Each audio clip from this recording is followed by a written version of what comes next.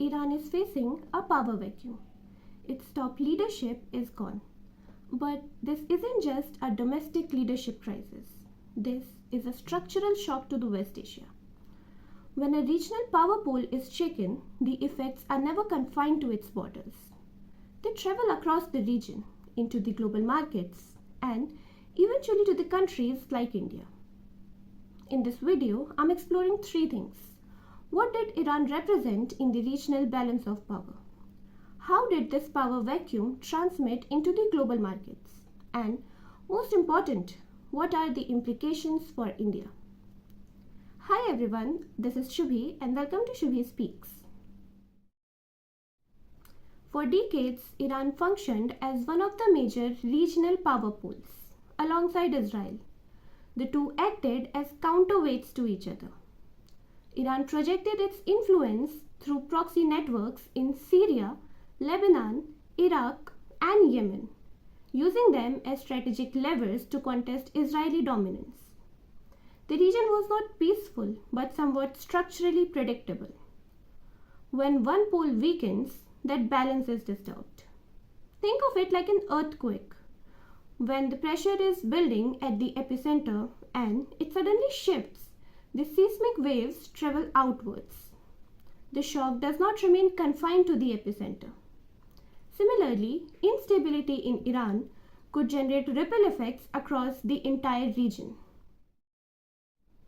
West Asia may represent a fragmented political landscape, but it is also one of the world's most critical energy hubs. The Gulf Cooperation Council, or the GCC countries, the major oil exporters, are particularly sensitive to regional instability. If the tensions escalate, whether through retaliation, shipping disruptions, or broader conflict, global energy markets react immediately.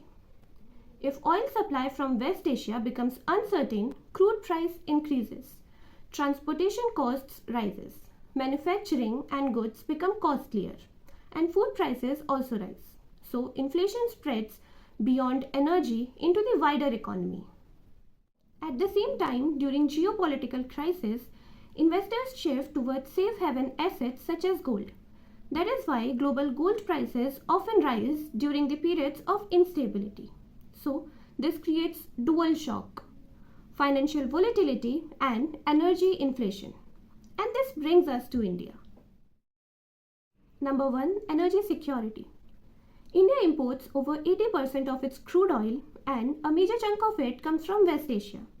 If regional instability pushes the prices of the oil upwards, India faces imported inflation through higher fuel and transportation costs. This directly affects the households. Number 2.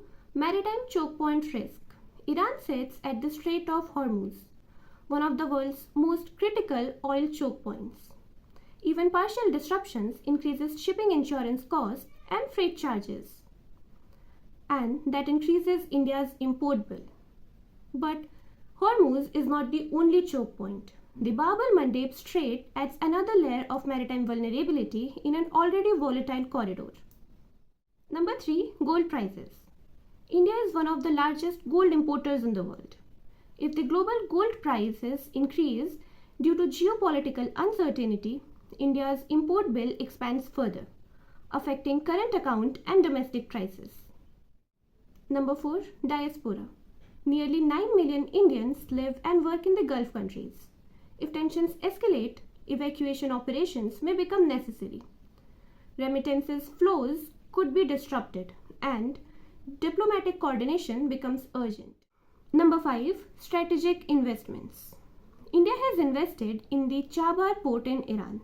This port connects to international north-south transport corridor, giving India access to Central Asia and Russia while bypassing Pakistan. If Iran faces prolonged instability, these connectivity ambitions may slow down. Similarly, other trade and infrastructure partnerships with Gulf countries may also pause due to uncertainty. Number 6. Russia question. If energy supply from West Asia becomes expensive, India may look for alternatives. One such supplier has been Russia. However, increasing purchases from Russia could invite diplomatic pressures from the United States. India therefore walks a strategic tightrope: economic interests versus geopolitical alignment, energy affordability versus diplomatic pressures. This is exactly where the strategic autonomy is truly tested.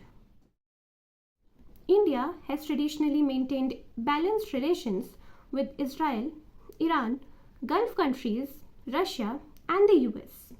India's approach has never been about choosing sides.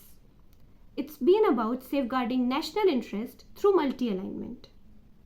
In a turbulent West Asia, India's challenge is not just economic, it's strategic.